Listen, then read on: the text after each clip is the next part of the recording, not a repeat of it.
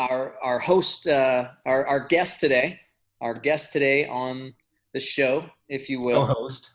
co-host. Yes, the co-host today. Our co-host is Bryan Hemmer. He is the co-owner and head trainer of the Inevitable You.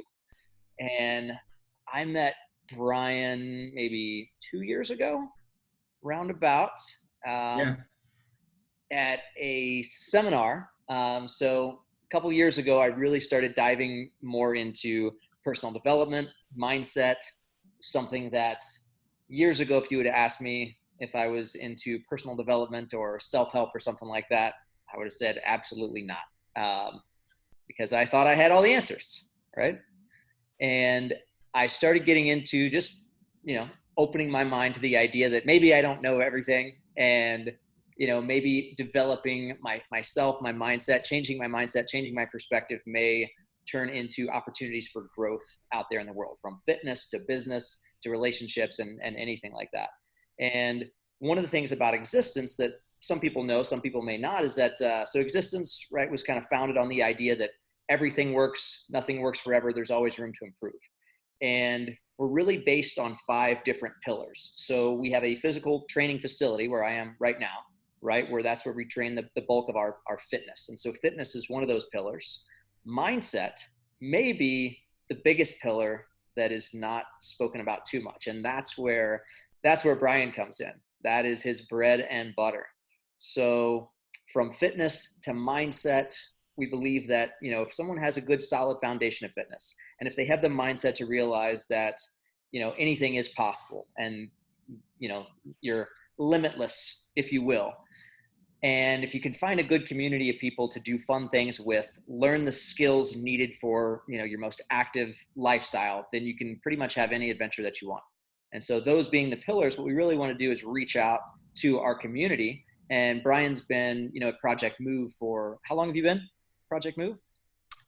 Around the same amount of time, 2 years, almost 3 years. Okay, awesome.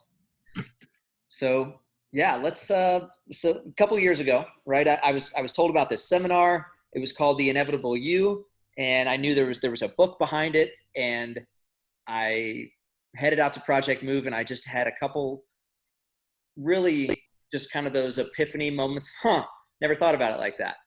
And what I'd love to do is kind of have you describe a little bit more of how you approach mindset, right? We dive into everything from there's NLP out there, neuro linguistic programming.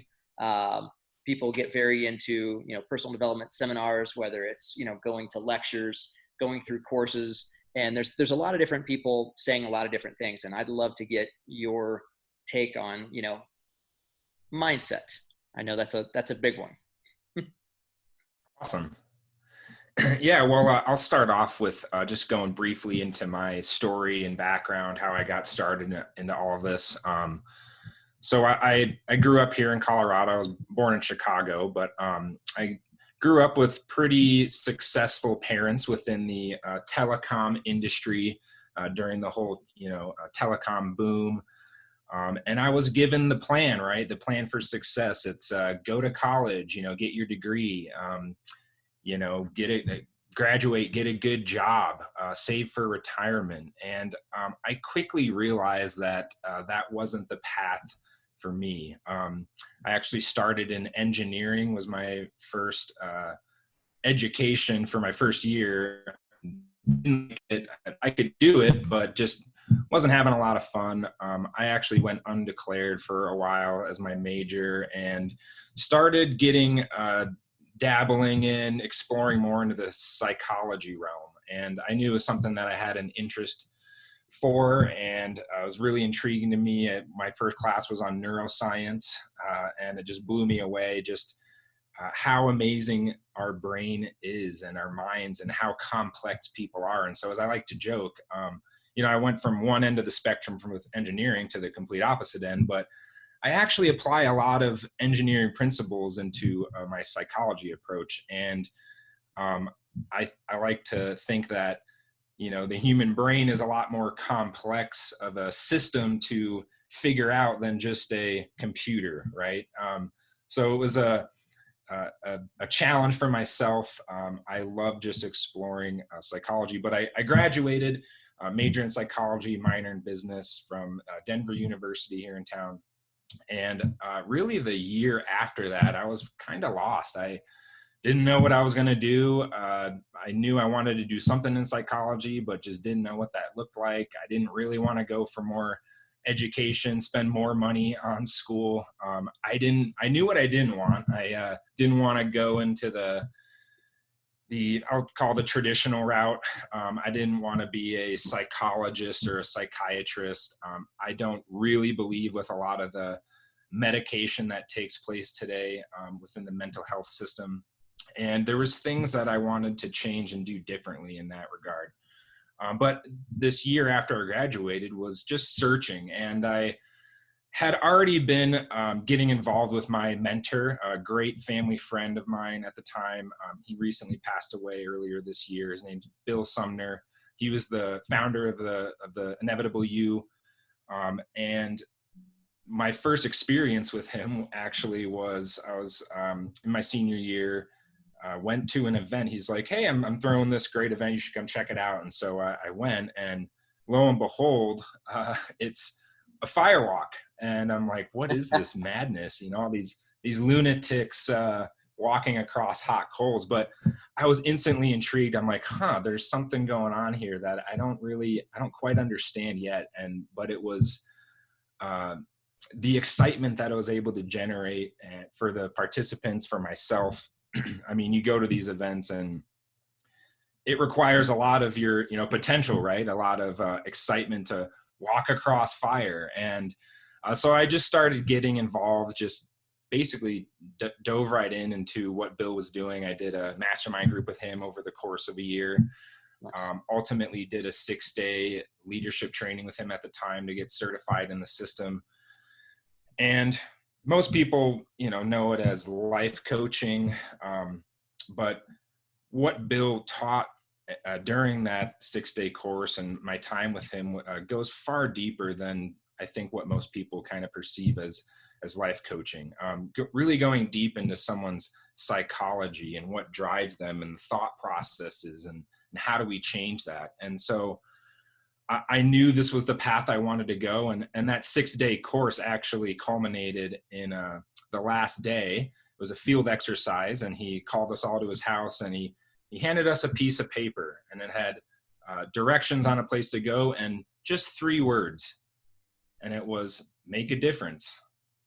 And I knew at that point, I got in my car to go to my location, and I broke down crying, tears of joy, because I knew it just, everything had culminated to that point in time for me that I got it. I understood. It's like, just make a difference, change some lives, make a positive impact on people. So ultimately, that kind of started this now 9-year journey for me.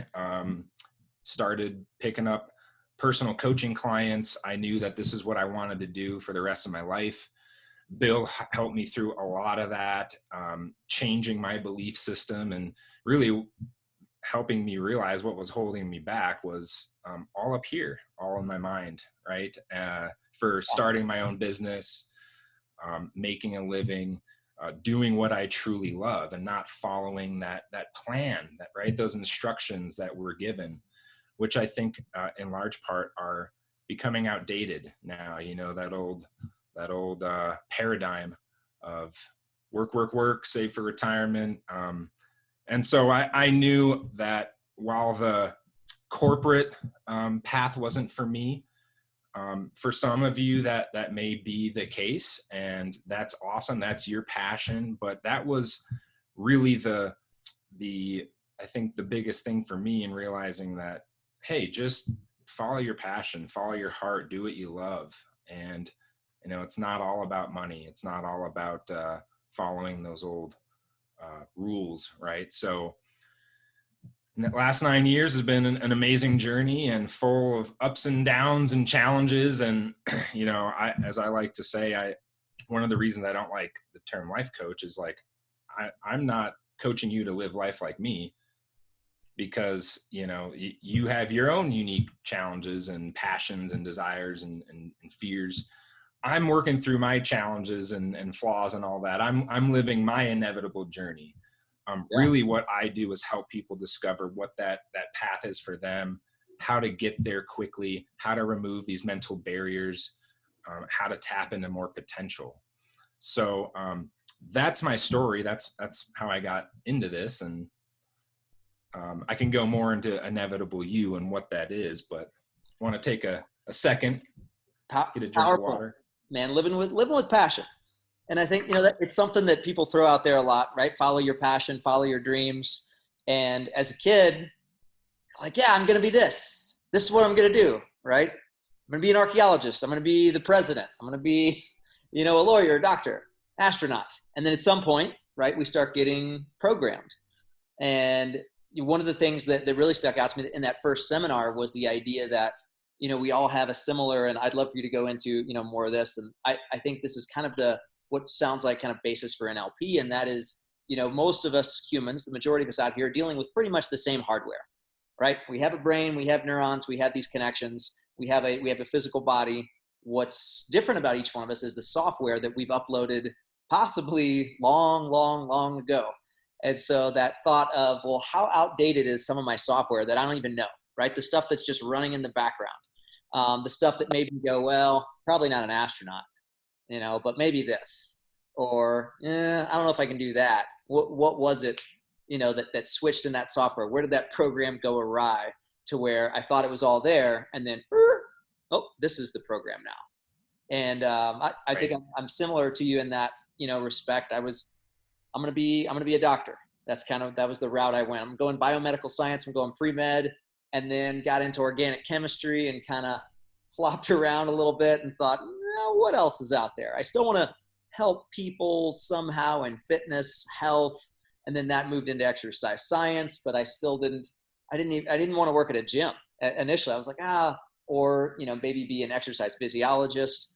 And at different times in our life, I think everybody could probably look back to a point where they did take that step or that leap of faith where they didn't know what the next one, right? For you, starting your own business. For me, same thing, right? Stepping out of that corporate world and saying, I don't know what's next, but I believe this is a possibility. And then even though we can look back and we know that we've done that once, like there's still so many little things that are usually just outside of our line of sight that we don't realize. So yeah, Right. I'd love for you to go into a little bit more of that. When we talk about reprogramming your brain or resetting your brain, I feel like there's a lot of people saying that, but it's still kind of confusing, I think, for a lot of folks. What does that mean to have a mindset shift, right? Yeah. To have an aha, like a massive aha, oh shit epiphany. Right. Yeah. So one of the core principles in the inevitable you system that we use is this term software. And what I want you to think about is your body, right? This amazing machine that, it can do amazing things. It can heal itself, right? We can do amazing things with, in terms of strength, in terms of, building muscle. The capabilities of the human body are profound. And when you think about this machine, it's operated and driven by a computer, a hard drive. And that's the same as saying your brain, right? This 3-pound bag of fat cells, water, microamperages of electricity is all it is. But this amazing hard drive that's virtually unlimited memory, by the way, but you've got, processing speed and RAM and, all the components that go into a computer, pretty similar. What's interesting about psychology is they actually, computer science is they actually engineered software to mimic human logic, right? It's a series of if-then statements. If this happens, perform this function, input this, output that. And so our brains, our minds behave a lot like computers. So the metaphor is that whether you're using a PC or, I'm not a Mac person, but I know Ryan's on a Mac, the iOS system, I think is what they call it. But all computers have loaded onto it software, a user interface, right? An operating system. And again, this appears as questions and, you know, if this happens, then I'll do this. I can't, I will, I won't, you know, up to this point, but not past this point. It's all equations. It's all algorithms. It's all how we're perceiving reality, and it's driving everything. It's driving our emotions, our actions or inactions, right? And so we can take a really great look at someone's psychology and the patterns and programs contained in this software set that are driving reality in a really black and white, you know, clear way. And how we do that, one of the great tools that we all have at our disposal is language. Language is what's revealing the patterns and programs, right? And so we spend a lot of time looking at language. The language is what's revealing the software. So again, we got this machine, our body, driven by the brain. I mean, and think about it, Ryan, right? Like the brain, everything starts with the brain, does it not? Even in training. I mean, you have to have awareness of your body. You have to, it's got coordination, right? It's giving instructions to your 100%. body. It's one system. I mean, we talk a lot about this mind-body connection. Right. They really are. It's inseparable, right? Yeah. Everything starts with some sort of neural connection, whether it's picking up a dumbbell, you know, squeezing your quad, you know, extending your hips, like all of that is derived from some sort of firing source, right? That 3-pound bag of fat up there. Yeah. Yeah. And wherever it occurs, I mean, again, the brain's a complex thing. So could be in the parietal or the frontal lobe or the hypothalamus. Now, I don't go into that much detail in terms of my, you know, coaching and stuff. It's interesting to look at that, but just looking at the brain as operating, driving everything, and think about it as cues. Like you're giving a cue to someone through language, they're processing that language and then they're translating it to some physical movement, right? So this is why psychology, mindset is so important. An important pillar for your program is because, you know, with faulty software, or as I like to say, outdated software, right? Because Windows 7 is still functional. I mean, you can, it's actually pretty good. I kind of miss it actually, but Windows 10 is just an updated form of Windows 7. They took the existing software load because there's things that it already did great already. And so there's things that you do amazing already that we want to keep, that we want to enhance. It's just time for a new software load. Windows never stops updating software. They're working on their, whatever it is, Windows 2020 or and beyond. So, you know, this process never stops. We're always changing. We're always evolving. And one of the core messages in the Inevitable You is it's not that you're not broken. You as you are perfect the way that you are. You're already doing the best that you can with the tools that Brian. you've been given, and the software and the programs and the instructions that you were given. Right. Because, by the way, the software is loaded by our family of origin, right? Early on in life, one of the things that traditional psychology and the latest in neurosciences agree on is it's around this age of 5, right? 5 years old, that the software, or what traditional psychology will call your personality, is baked in. And think about that. That's crazy. 5 years old. The software package is already installed, and then it's modified slightly by life experiences. So kindergartner software, most of it. Yes. And like you said, I think, you know, you talked about it real quickly, and I want to just kind of go back over the idea that we're not broken. And I think for the longest time, when I walked through Barnes and Noble and saw this self-help aisle, I thought broken people. Oh, that's where my life's in shambles. I don't know what to do. Somebody give me a book to help me figure it out. Right. And I think that's it. That couldn't, although sure, I mean, developing yourself and a little bit of self-care, self-help could definitely help someone that's in, you know, a tragic situation. But on the opposite end of that, anybody who's looking to step out of their comfort zone, which is that's where we achieve success, right? the idea that, self-help or self-care or self-development is only for someone that's quote unquote broken or something like that. I think, this genre sometimes gets a bad rap on that. Oh, I'm fine. Like, yeah, I get that you're fine, right? I get you that you're surviving, right? Yes. And like I said, and some people are thriving. And, I like people to get curious, right? Get curious about what it is. Like, is there something stopping you? And if so, what is that? And it's usually something that you don't even know because, like you said, it's that kindergarten. It's that 5-year-old software. Yes. And so the basis of the work that I do, I mean, it all begins with the outcomes. What do you want? Is it, for a lot, it's pain that they want to stop, right? There's something bothering them about their current reality. It could be depression. It could be anxiety problems. It could be a relationship.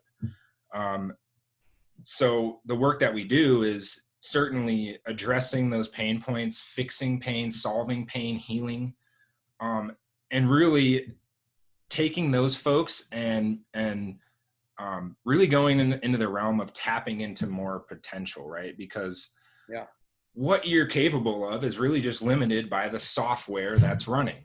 The software dictates the limits at which you're operating. Because you're, again, the amazing machine. Now, do you look at yourself as a Ferrari versus a Volkswagen, for instance? You were built to be a Ferrari, but how many of us treat our bodies like Volkswagens and go at the speed of a Volkswagen? I mean, the top speed of a Volkswagen is 85? It might be more now with, maybe. But the top speed of a Ferrari is over 200? Yeah. You were built truly to be a Ferrari, but how many of us put 85 gasoline in our tanks versus the 91 or 93, whatever the premium gasoline is, right?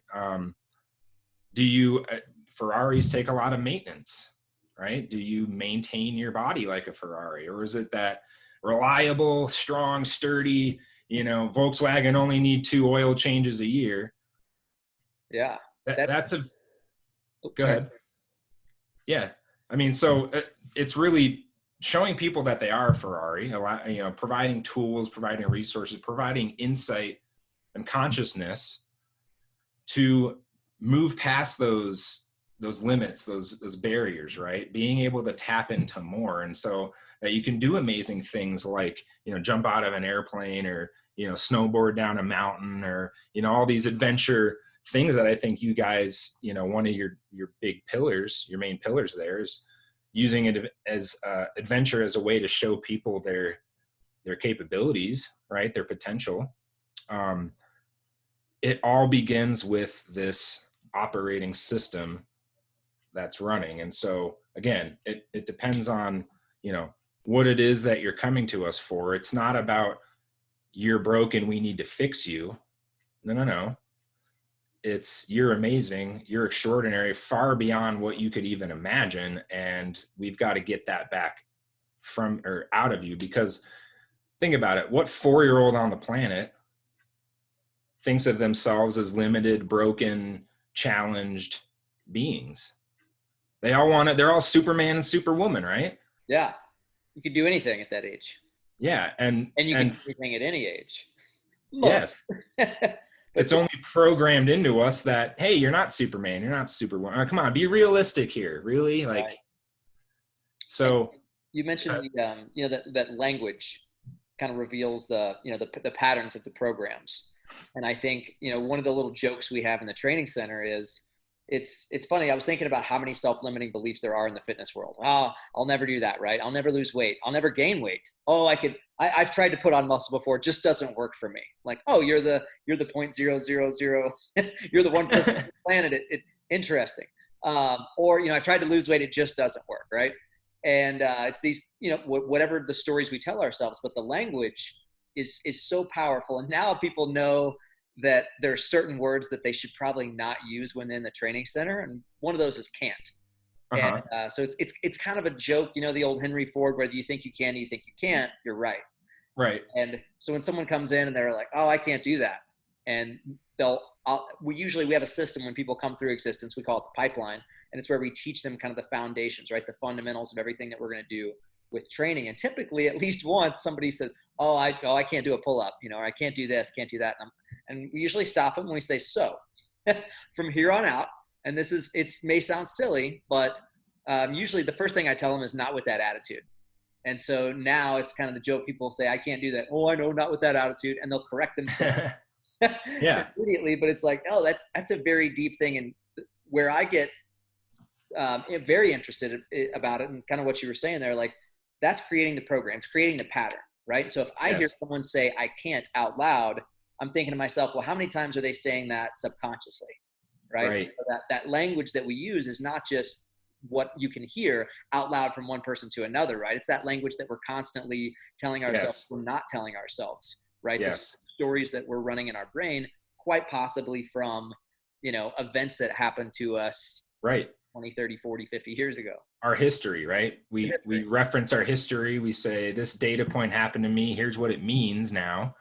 Yeah. Look, I broke my leg skiing on Vail Mountain, and I'm, the doctor said I was going to limp. So I limp now. Well, we also know that the body not only works to build it back 100%, a broken leg, back to 100%, it overbuilds it, builds it back better than it was. Again, these amazing capabilities of the body.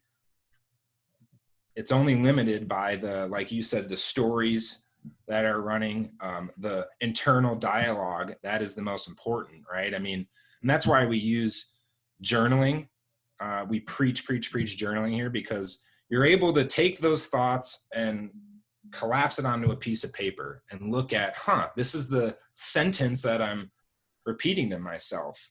And this is where NLP comes into play. Ryan, I know you wanted to address that a little bit. NLP, or neuro linguistic programming, is one of the main tool boxes that we use here. And it was actually created by a computer scientist and a psychologist. And they looked at these and they're like, wow, they're so similar. We could apply the same principles across, different schools of thought and create a system out of this, so that you can look at a program as a pattern, and here's a specific tool to interrupt the program, like catching that I can't sentence. Now play a new sentence. So neuro-linguistic programming is just a system to change the habitual sentences that are playing. Neural, having to do with neurons, the brain, right? Linguistics, language, communication, most importantly, communication with yourself, and then programming, just as it sounds. You are programming your mind, programming your brain with language. And this happens on the physical level too. There's observable neural changes that happen in the brain, because all a pattern, all a habit is just neural nets that have been wired over time.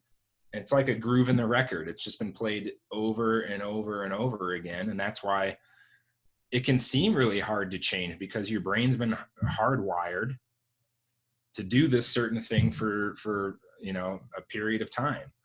And so we just need to play a new sentence, play a new neural net, if you will, and that becomes the new pattern, the new habit.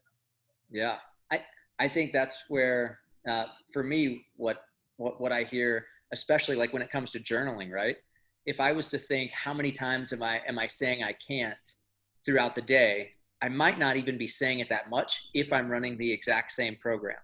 Because if I wake up, let's say I wake up tomorrow in this pandemic apocalypse, right, that we're in right now, and I go about my exact same, I wake up, maybe I get on Facebook, maybe I make some coffee, I walk around the house for a while, whatever it is, not me personally, but whatever your routine is right now, say you're stuck at home, right?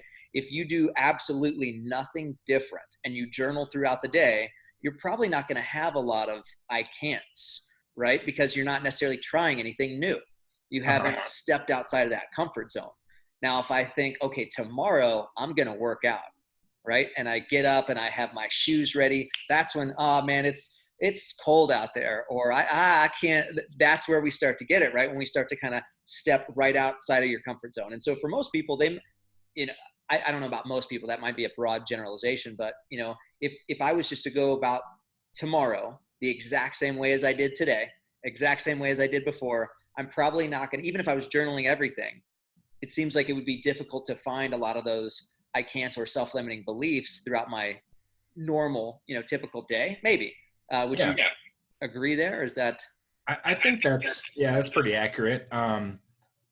If you're not doing anything new, you're most likely going to be seeing the same sentences over and over again. The question becomes, what is that same sentence, right? Is it, oh, it's quarantine and I don't have my gym and I don't have weights, so how can I work out? And oh, this sucks. I'm so sick of quarantine and life is terrible, and that might be playing over and over again. Yeah.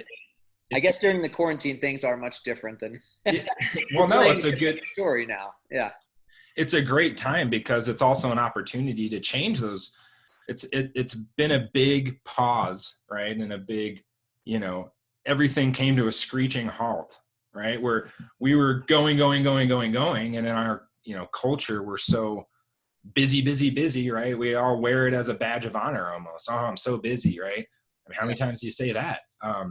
But it's forced us to stop that pattern and hopefully start to go inward, examine, who am I, or what it really is important, or it's different for everyone, but I think it's a great opportunity now to really practice this work, practice journaling, practice looking at your language and psychology, look at, what do I want to change? What do I want to upgrade? For some, that may be nothing, and that's perfect. That's fine.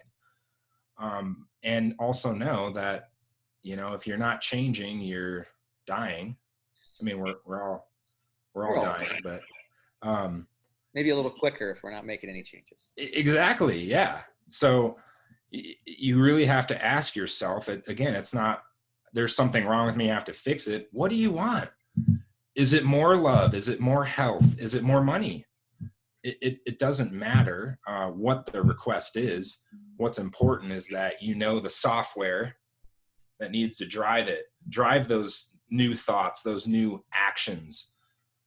Actions being the big one. I mean, that's where all of this kind of, where the rubber meets the road is, what are those actions that are going to get you to this next, desirable state that you want? Or is it just inertia? You just continue in inertia and nothing changes. And like you said, you wake up and wake up on the same side of the bed, shower the same way, scrub the same armpit, pour my coffee into my favorite mug, and, before this whole quarantine thing, drive the same way to work, And for some folks, that may be exactly what they want, what they need. Absolutely. But it's more of that kind of, not that anyone is broken. I should probably find a different word. I keep using that one, but instead of, just kind of getting curious, and I think, so if I was going to journal tomorrow, so if I'm listening to this and I'm thinking to myself, well, okay, so if I can take myself maybe out of my comfort zone, whether it's something, maybe, would you say throwing a couple goals out there as far as, hey, here's something we're looking at, my relationships, right? My business, home life, whatever that is. Can you throw out some examples there of maybe some areas of life people could look at to where they might start having these questions or these self-limiting beliefs come up, and so we can start to kind of recognize those? Yeah, well, I always love the health realm because you can see quick, observable, changes. It's more objective versus subjective, right? It's different from maybe a relationship, or even with your business maybe, or leadership, is more subjective. You maybe start to notice some changes. But with health, for instance, if it's weight that you want to drop, or a certain weight you want to be, or a strength goal you want to hit, whatever the outcome is, again, it can be to stop something, heal pain, or to start something, you want something. But set the outcome, set the target. Now look at what's driving it. So I use 7 questions, and we could even share this with the viewers as far as journaling. But what's going well? What are you already doing that's working? You know, you want to keep that. You want to enhance that. You want to do more of that. What's not going well?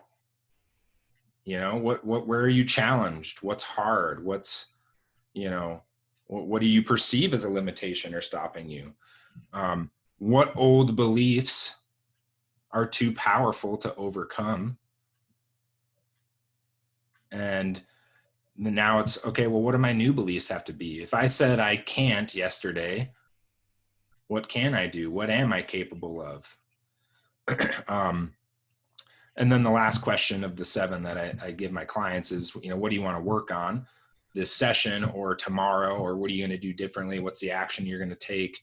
You know, what do you want to focus on shifting or changing? So that's where I would start, setting the outcome, you know, really looking at what's well and what's not well, and begin to listen to those beliefs, those sentences that are happening. I'll give you an example of a tool that we use if you want to start to, you know, how do I identify what's a pattern or program or software? One of the classic tools we love to use.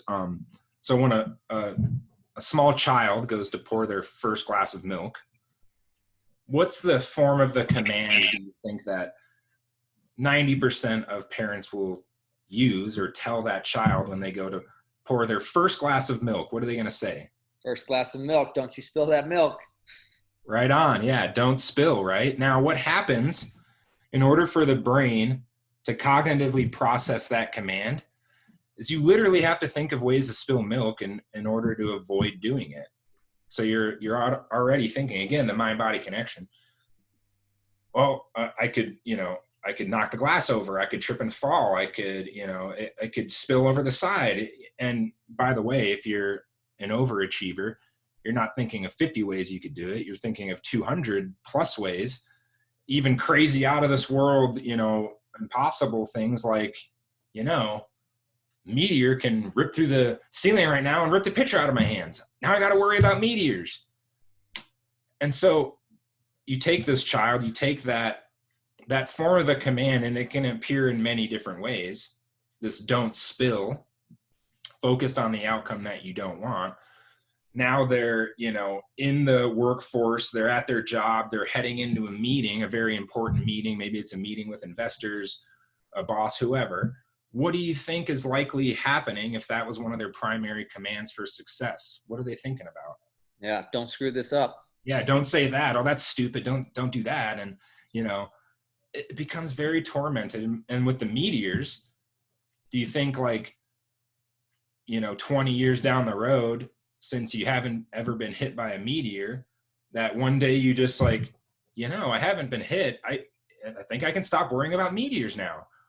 Or does it's because I was worried about meteors for so long is why I haven't, been hit by one yet. And so I got to continue, and it's more intense. Right. So because I've been thinking about how to avoid the meteor. Exactly. That's why I haven't been hit. So these are how these worry or anxiety patterns, evolve and intensify over time. Yeah. You rely on it. You think, well, that's what's creating success for me. And so you continue doing it. Versus now, the don't spill is what we call an away pattern, moving away from what you don't want.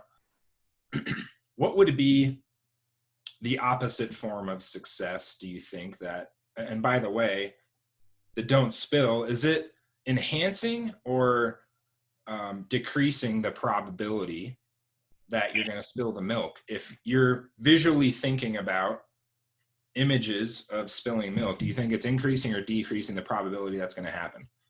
Probably increasing. Similar, think about anything you want right now except for a pink elephant, right? Don't think about a pink elephant. Right. Or it's like riding a bike, right? What do they train you? Look where you want the bike to go, not where you don't want it to go. If you're focused on the pothole or whatever it is, you're more likely to hit it.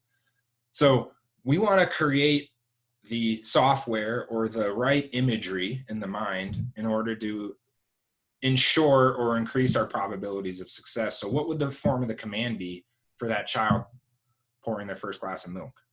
Yeah. Now I've been to the seminar, so I might have a leg up here, but focus, right? Careful. See, I'm testing you. I'm kind of quizzing you right now. Right?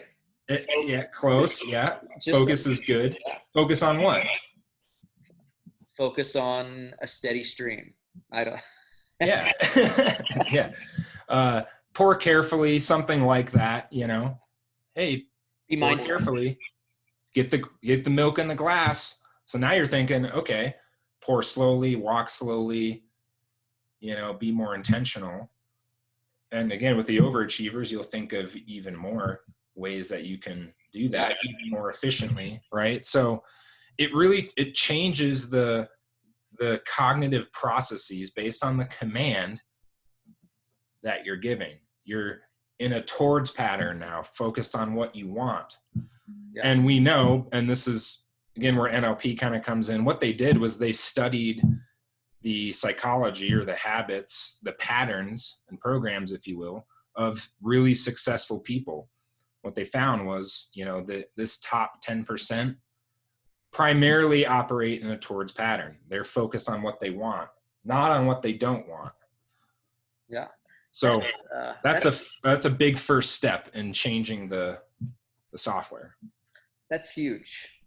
And, you know, there are a lot of very successful former athletes in the business world, right? Oftentimes, I mean, athletes have self-limiting beliefs, you know, just like a lot of other folks do as well. But I would venture to say they probably have a few less than the average human who hasn't had a goal of make this ball in this hole, right? You'd be hard pressed to find Michael Jordan getting ready in his heyday saying something like, "Oh, don't miss this shot," right? That's exactly. Probably not the language he was using. Right. He's probably saying something like, "I'm the man, give me the ball, I'm making the shot, I'm winning this game," right? Yeah. And that, like, I mean, especially throwing it into kind of a competition aspect of this is what I'm going to do versus all the ways that you might, I mean, you probably find few athletes in the Hall of Fame who, you know, talk to themselves during the game about how not to F this up. Right. You know? It's most likely like, okay, this is what I'm doing right now, right? This ball goes here, or, you know, X goes to Y. Like this is just what happens. And it happens because I'm confident in my skill, right? Because they've done it. And therein comes the, you know, the practice, the language as well. You mentioned something else, and I thought about it just as a personal item for me. I got a song stuck in my head the other day, and it was that Juice Newton, Angel of the Morning. It still gets caught in my head. Fantastic song. So I played it probably 10 times in a row at maybe 7 a.m. Joking around, dancing around. I woke up later that night at 3 a.m. with that song blaring in my head. And it made me think about the inevitable you. It made me think NLP. It was like, here's something that I programmed myself 10 times in a row. And subconsciously, that shit's playing in the background to where it woke me up at 3 a.m. And it just made me think about what other things am I programming, you know, throughout the day, good or bad, right, that are just kind of slipping into my dreams at night or slipping into my subconscious that I don't even realize. Right. Yeah, no, it's a great reference to another tool that we use called the old song on the radio, right? A song can trigger old software, old memories, old things. It could be the song that you had your first breakup to. Immediately you're in that moment, you're metallic taste in your mouth and gut wrenching, and you're like, I hate this song. And you have this intense reaction to it, right?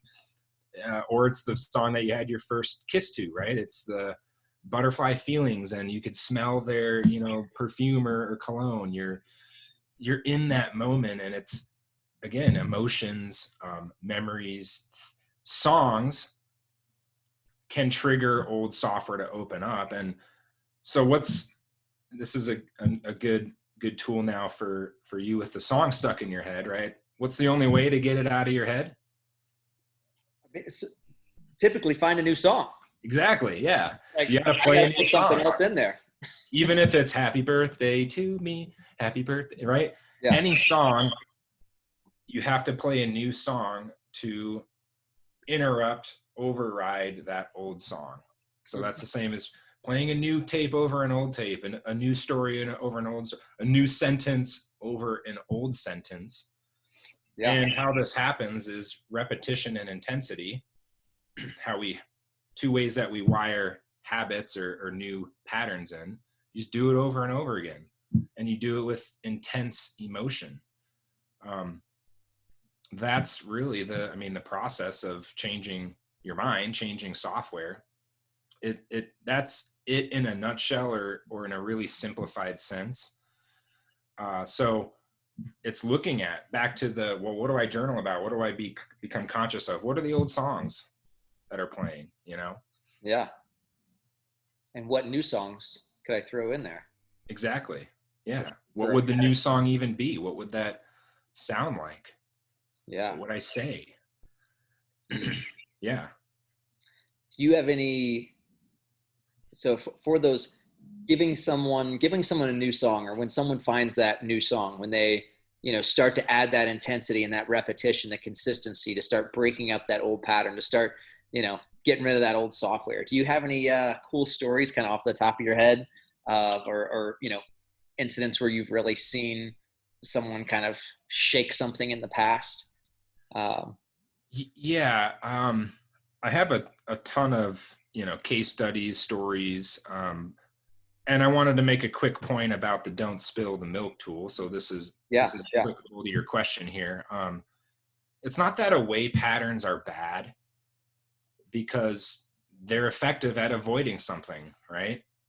They're effective at not doing something, right? But it's only in pairing a towards pattern with it is where you really ensure, the most success. And so a funny story from a client of ours was like, this, crazy moment the other day. It was a mother. I was in the kitchen, and I was washing the dishes, and just that motherly instinct came over me. Something bad is happening in the other room. And so I put the dishes down. I walked in, and I see my 4-year-old son about to stick a knife in the electrical socket.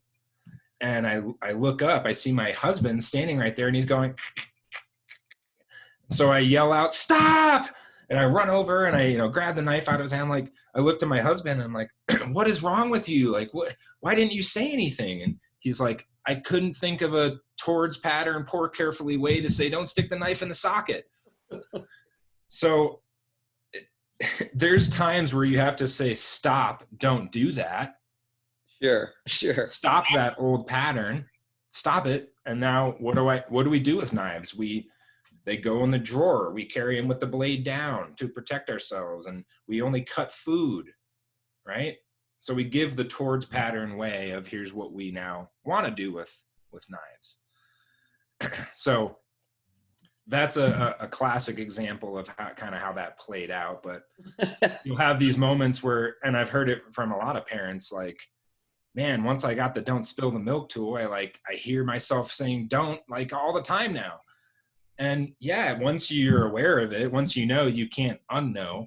And it's just a matter of catching it, playing the new song, saying, what's my pour carefully. Yeah, figuring it. And like you said, somebody's about to electrocute themselves. Stop, get away from there.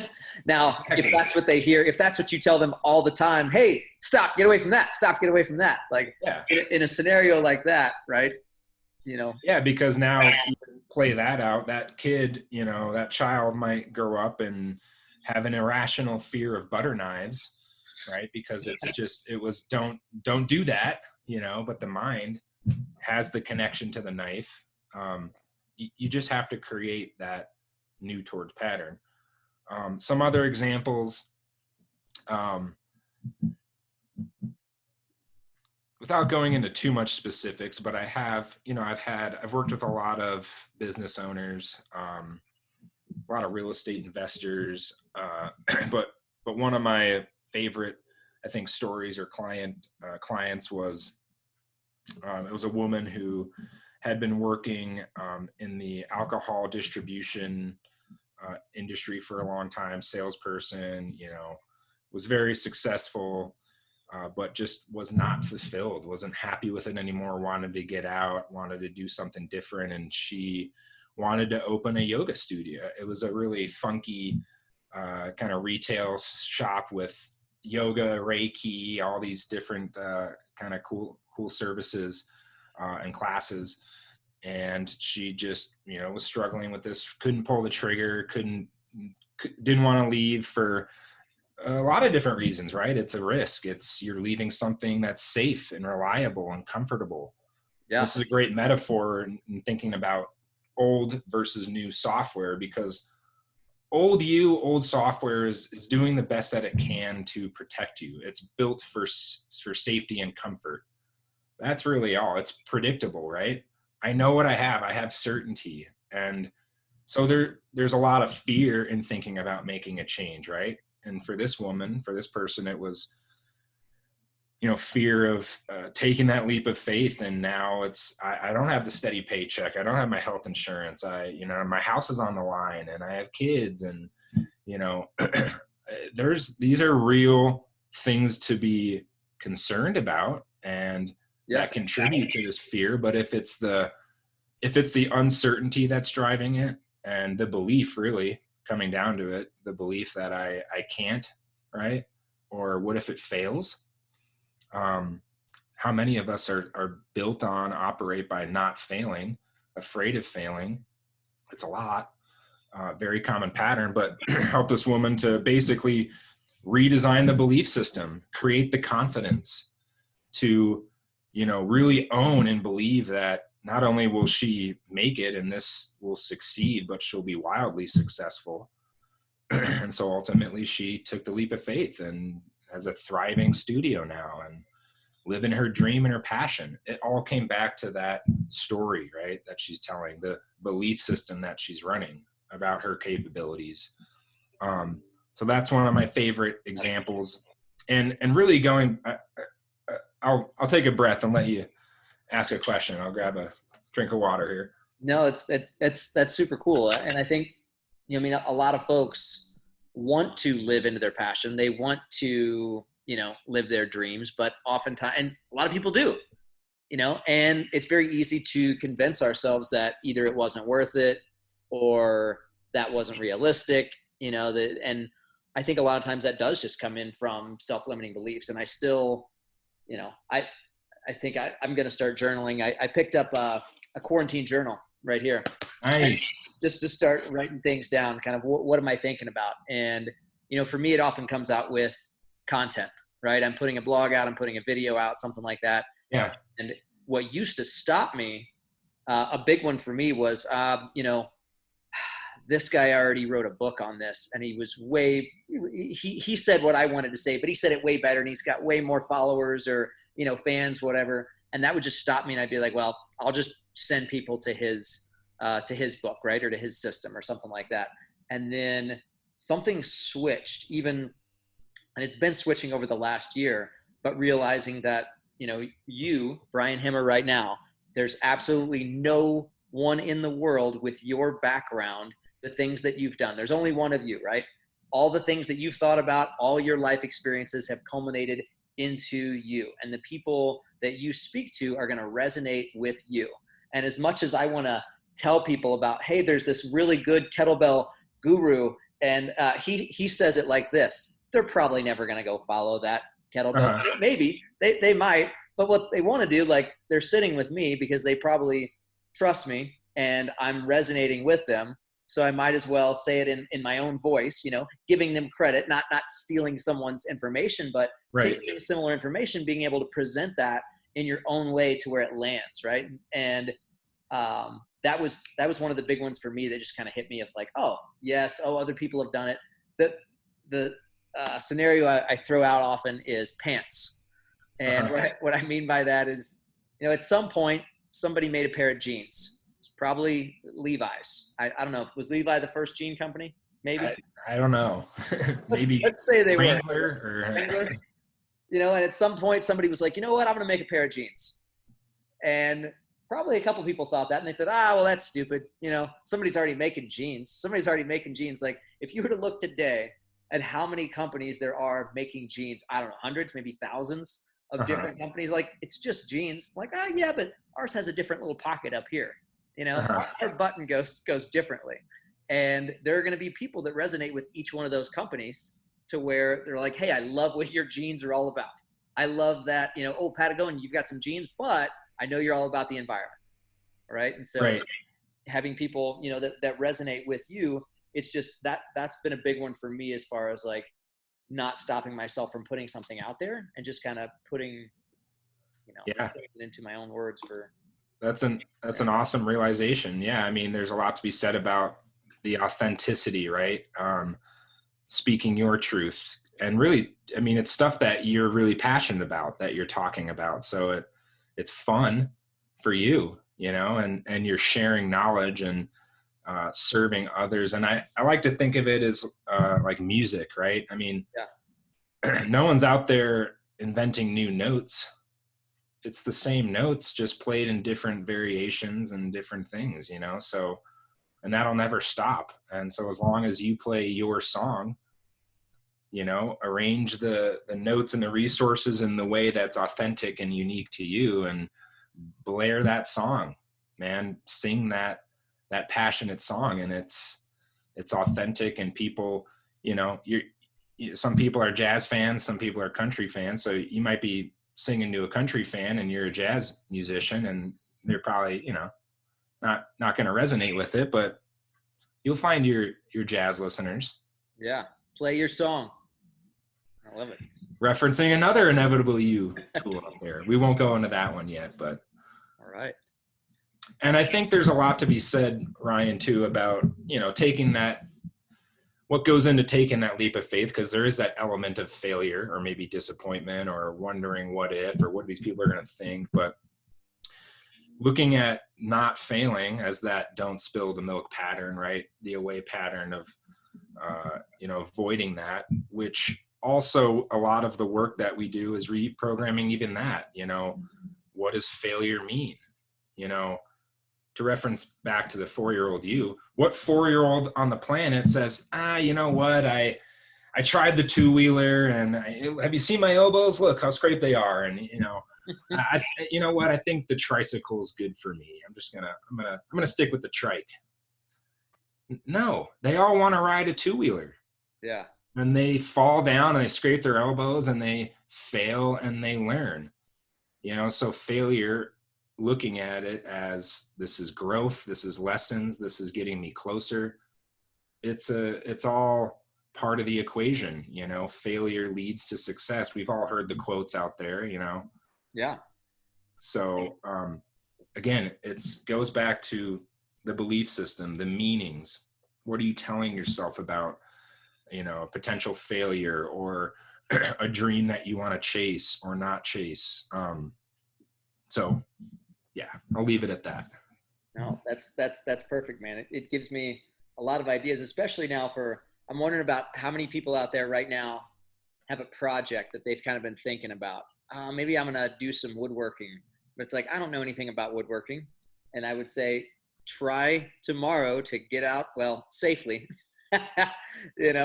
maybe a small sign, just see what happens. You might fail. You probably will fail, especially if you've never done it before, and you'll learn something, right? Exactly. There will be a pattern that was interrupted, and you will find out, oh, okay, especially, or you could tell yourself, well, I suck at this, and just chalk that up and file it away as something or I don't even like woodworking. I don't know why I thought I did.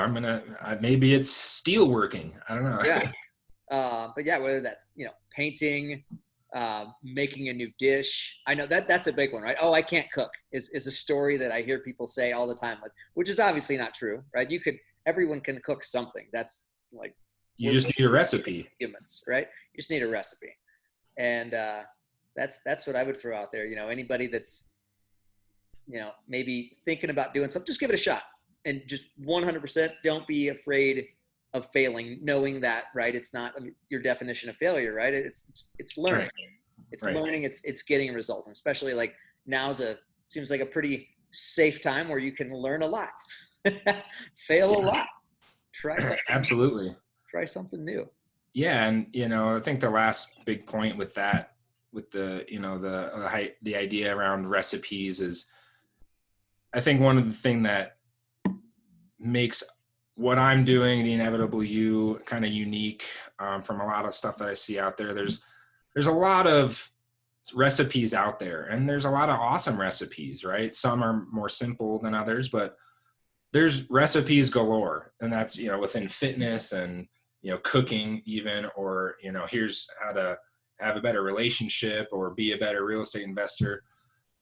What I really focus on and what we really work on with our clients is not only providing, access to recipes, but installing the software and belief system that you're an amazing chef. Mm. Yeah, Right? 'cause anybody can pull that recipe out, right? Yeah. It's that belief system. And everyone's an amazing chef. Everyone's extraordinary. You have this potential that, yeah, when you whip out a recipe, it might not come out exactly as planned, or it might taste like shit, but hey, you tried it. You tried the recipe, and you'll get better at it as you continue to practice it, continue to wire that new pattern in. Yeah. Everyone is an amazing chef. Awesome, man. I feel like that's I feel like that might be a good one to end on there, unless is there anything else you want to throw out there? No, I mean, this was awesome.